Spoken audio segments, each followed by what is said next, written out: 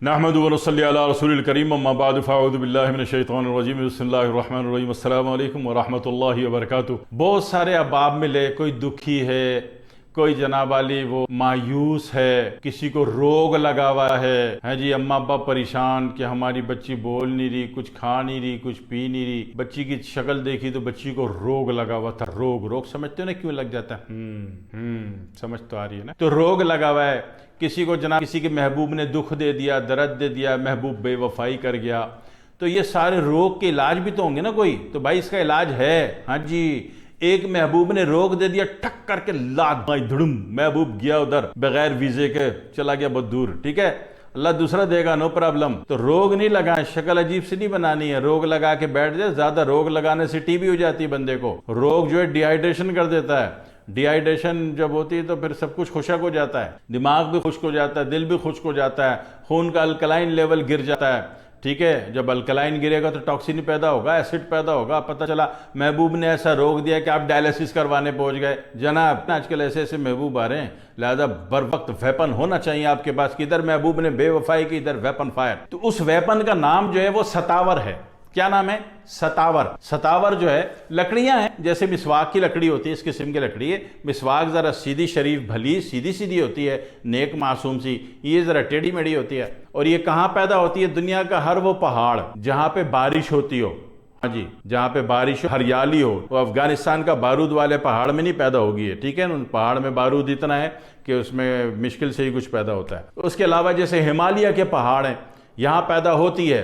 पूरा Dominican Republic, Dominica बर्फ पड़ा है, ब्राजील बर्फ पड़ा है, मैक्सिको बर्फ पड़ा है।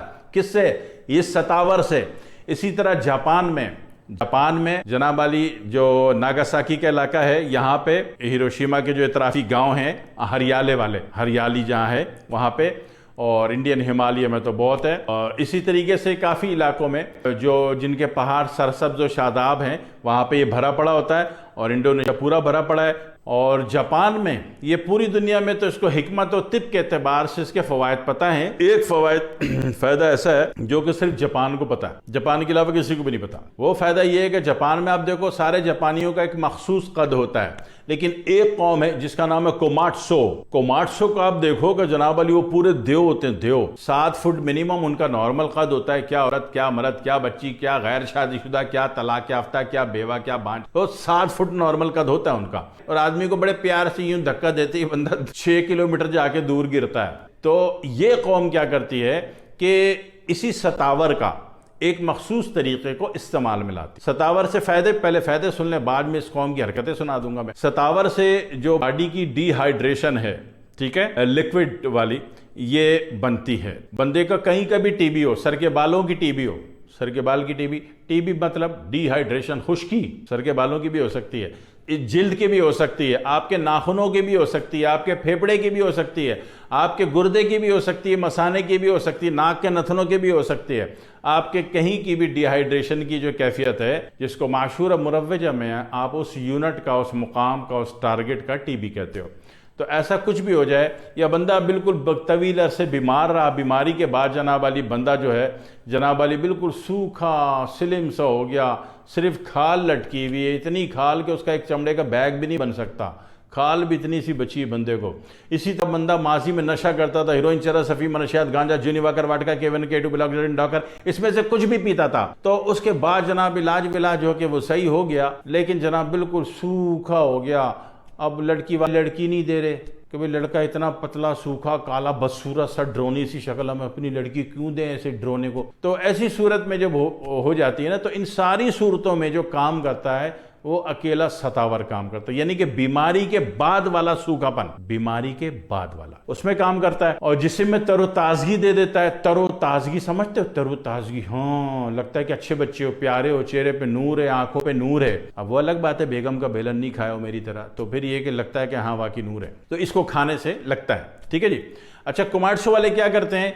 वो एक अजीब तरीका करते हैं खाने का तरीका। मर्जी आप अपने तरीके से बना लो माशूर मुरव्वजा, या मैं जापानी तरीका बता देता हूँ। जापानियों का क्या तरीका है कि वो इसको चक्की से पिसवा लेते हैं। जैसे 1 किलो इन्होंने इसको पिसवा दिया, सतावर को 1 किलो पिसवा दिया, 1 किलो आटा मिला दिया, मिक्स करके रख लिया।